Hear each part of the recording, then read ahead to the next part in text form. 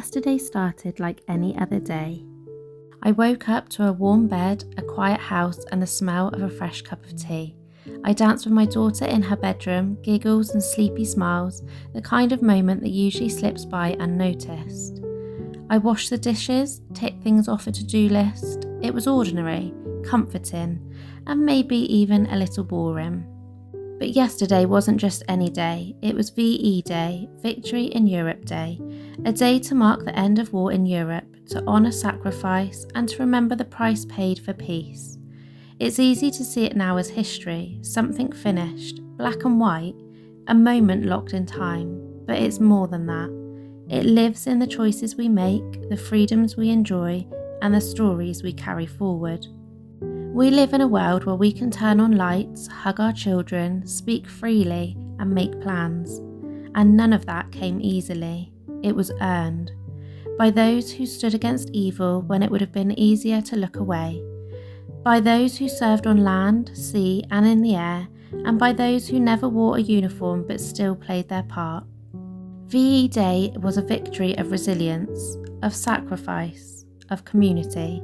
It belonged to the brave men and women of the armed forces, the RAF, the Royal Navy, the Merchant Navy, the Home Guard, to the Women's Auxiliary Services, the Land Army, factory workers, medics and code-breakers. Every role mattered.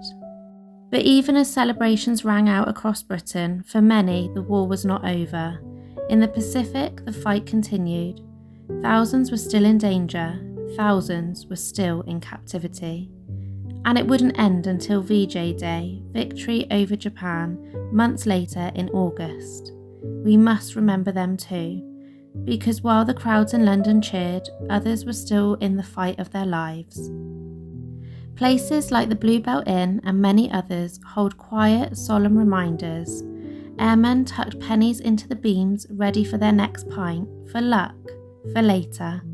But for so many, there never was a next time. The pennies stayed, and so did their absence. And we must never forget the bravery of those who ran towards danger while bombs rained down. Firefighters, nurses, ambulance drivers, wardens. Volunteers who pulled people from rubble with bare hands. They didn't wear medals, but they held the line while the sky fell in. And then, the children. Thousands evacuated from cities, sent away to live with strangers in the countryside. They were just trying to survive. Can you imagine how scared they must have been? Some found kindness, but others didn't. All of them were changed. They gave up home and in many ways their childhood for a war they barely understood. Then there are the tragedies no one talks about, like the Bethnal Green disaster when 173 people died in a crush trying to reach shelter during an air raid. No bomb fell. It was panic, poor planning and fear, one of the worst civilian losses of the war, and yet it's barely remembered, but it should be. In the heart of London, St Paul's Cathedral stood tall through the fire and smoke, saved by ordinary people. Fire watchers, volunteers, crews battle in flames from rooftops. They said, if St Paul's falls, so does London. But it didn't. It survived, and became a symbol of hope that still rises above the skyline today. And then there were the prisoners of war. For them, VE Day wasn't a finish line. They still had to come home, if they could. And even then, the battle wasn't over. The hunger, the cruelty, the silence, it stayed with them. Many never found the words for what they endured. Others fought a different battle, one of healing, like the men of the Guinea Pig Club, young airmen horribly burnt who put their faith in one surgeon. They endured experimental skin grafts and painful recovery, not just to survive, but to live, to walk again, to smile again. Their courage paved the way for future generations of medical care. Their scars told a story of hope. And behind every uniformed man, there were women stepping into roles no one expected them to take. They worked the factories, flew planes across Britain for the Air Transport Auxiliary, and broke codes at Bletchley Park, to name a few. They raised families alone, ran farms, and held broken hearts together.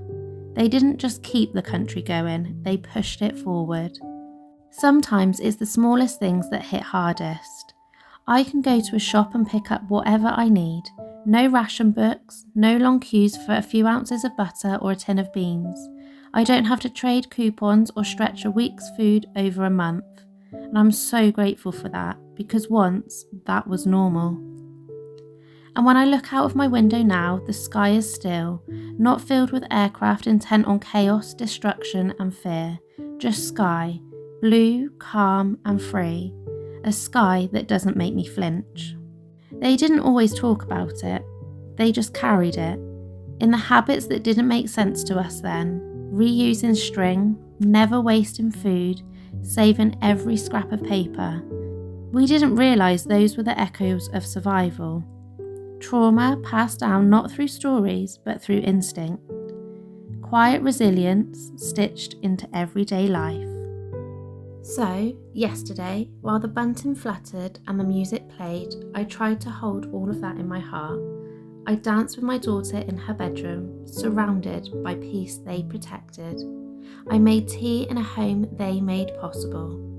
And I tucked her in at night, thinking of the parents who never got that chance again. I will tell her these stories when she's old enough, not to frighten her, but to ground her, so she understands that peace didn't just happen, it was built, it was defended, it was paid for, in lives, in years, in silence. And my promise to her and to them is this: we won't forget, we'll carry it forward gently, gratefully, and with hope, because we are the next link in that chain, the ones who get to live freely because they stood firm. So today and always we remember them, and we say with full hearts, thank you. They shall grow not old, as we that are left grow old. Age shall not weary them, nor the years condemn. At the going down of the sun and in the morning, we will remember them.